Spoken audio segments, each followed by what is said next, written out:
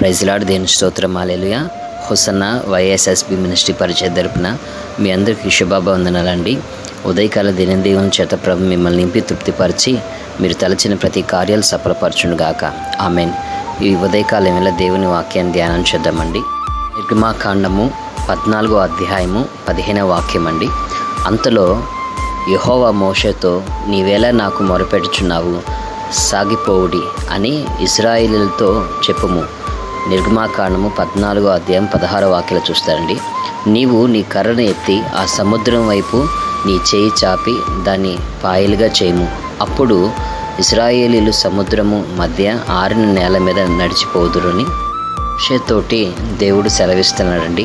అంతేకాదండి, ద్వితీయోపదేశ కాండము 8వ అధ్యాయము 2వ వాక్యాలను చూస్తానండి. మరియు నీవు ఆయన ఆజ్ఞలను గైకొందువో లేదో నిన్ను శోధించి నీ హృదయంలో నున్నది తెలుసుకుంటకు నిన్ను అనుచు నిమిత్తమును అరణ్యములో ఈ 40 సంవత్సరములు నీ దేవుడైన యెహోవా నిన్ను నడిపించిన మార్గములన్నిటినీ జ్ఞాపకం చేసుకొనుము అనేసి చెప్తూ 1 యోహాను రాసిన పత్రిక 3వ అధ్యాయం 8వ వాక్యాలు చూస్తానండి. అపవాది మొదటి నుండి పాపం చేయుచున్నాడు కనుక పాపం చేయవాడు అపవాది సంబంధి. అపవాది క్రియలు లయపరచుటకే దేవుని కుమారుడు ప్రత్యక్షమయ్యాడు.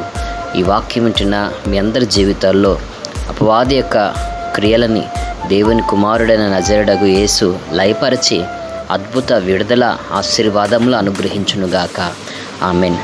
ఉదయకాలం వేళ దేవుడు మీతో మాట్లాడుతున్న మాట ఏంటంటే, ఆనాడు మోషే 10 తెగుళ్ళు తెప్పించగలిగిన ఆయుధం కలిగిన దేవుడిచ్చిన అధికారం కలిగిన కర్ర ఇచ్చాడండి.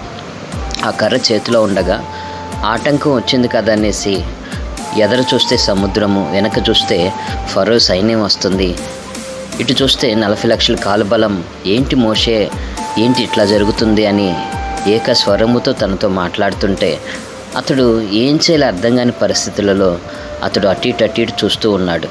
కొన్ని సందర్భాల్లో మోషే చేతిలో ఒక దేవుడిచ్చిన అధికారం కలిగిన కర్ర ఉన్నట్లుగానే ఈ రోజున ప్రభునామమున ప్రార్థన చేయవాడు రక్షించబడును అన్నట్లుగా నీ చేతిలో దేవుడిచ్చిన అధికారం ఉండగానే కొన్ని సమస్యలను బట్టి, కొన్ని ఇబ్బందులు బట్టి, కొన్ని మంది మనుషుల మాటలను బట్టి నీవు సమస్య ఎలా దాటాలో ఏంటో అని కలవరాలు, దిగులు, భయాల వైపు చూస్తూ నడిపించబడే కొన్ని అనుభవాలు వస్తూ ఉంటాయండి.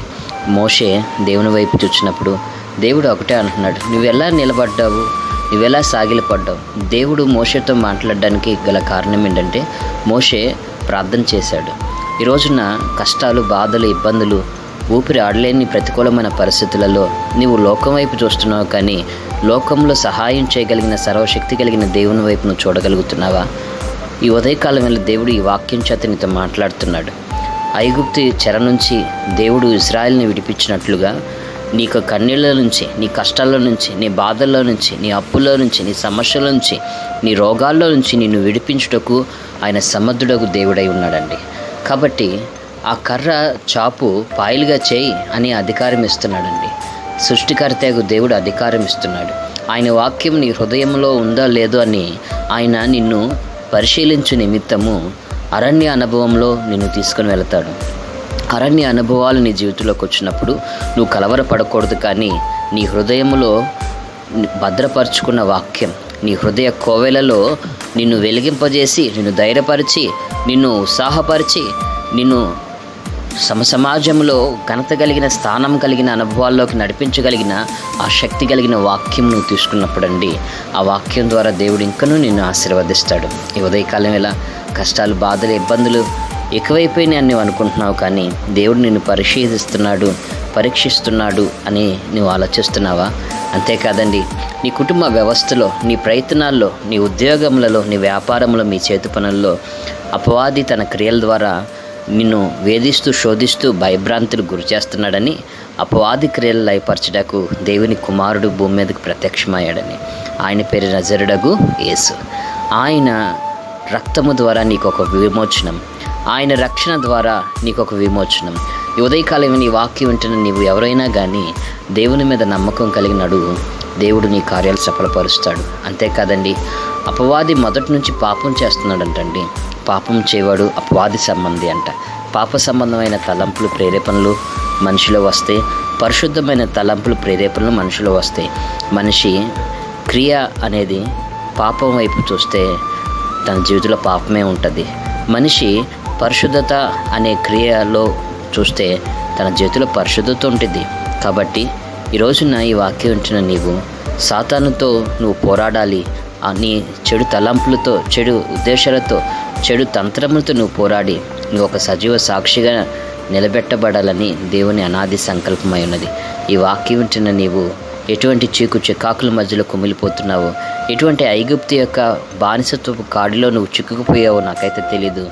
ఆనాడు ఇశ్రాయేల్ కనులెదుట సముద్రం అడ్డుగా వచ్చినట్లుగా ఏ ఆటంకం నీ ప్రయత్నానికి అడ్డుగా వచ్చిందో, ఏ యొక్క ఆటంకములు నీ జీవనోపాధి నిమిత్తము నీవు నడిపించబడుతున్న చేతి పనులకి ఆటంకంగా వచ్చిందో నాకైతే తెలియదండి.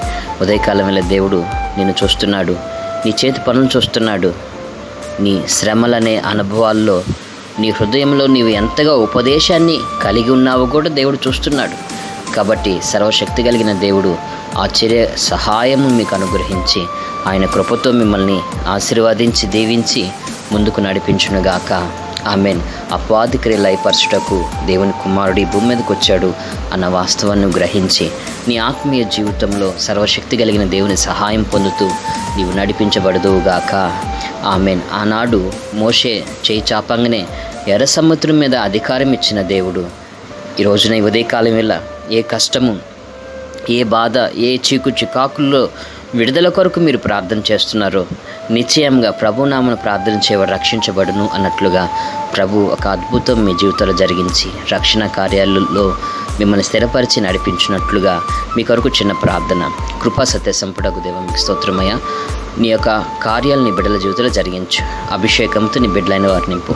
అడిగినంతకన్నా అధికంగా కృప చూపించు దేవుడివి. ఈ క్షణాన్న నీ నామం పేరిట ఏమైతే ప్రార్థిస్తున్నారో సకల విధమైన కార్యాలు నీ బిడ్డల జీవితంలో జరిగించు. చీకటిని వెలుగుగా మార్చే దేవుడివి నా ప్రభువా. మోషే అనబడుతున్న మా పితరులు, నా తండ్రి అయా, వారి యొక్క ప్రయాణంలో ఆటంకాలు వచ్చినప్పుడు, వారు ప్రార్థించినప్పుడు సాగిపోమ్మని జవాబిచ్చావు నా ప్రభువా. ఈ ఉదయకాలం వేళ ఈ యొక్క ప్రార్థనలో ఏకీభించుచున్న నీ బిడ్డలు ఆత్మీయ ప్రయాణంలో ఎటువంటి ఆటంకాలు, ఎటువంటి శోధనలు, ఎటువంటి ఇబ్బందులతో కుమిలి నలిగి అయా నడిపించబడుతున్నారు జ్ఞాపకం చేసుకో. అపవాది క్రియలు లయపరచుటకు నువ్వు ఈ భూమి మీదకి వచ్చావన్నావు నా తండ్రి.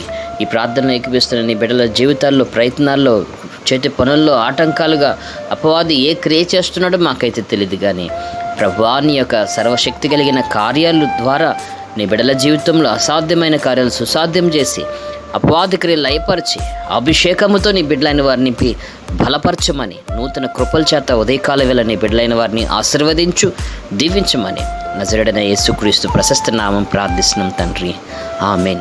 తండ్రి అయిన దేవుని ప్రేమ, తన కుమారుడైన యేసుక్రీస్తు కృప, ఆదరణకర్తైన పరిశుద్ధ ఆత్మదేవుని అనే సన్నిధి సహవాసం కృపయు ఈ వాక్యం ప్రతి ఒక్కరికి తోడై ఉండి తలచిన ప్రతి కార్యమును విజయం అనుగ్రహించునుగాక.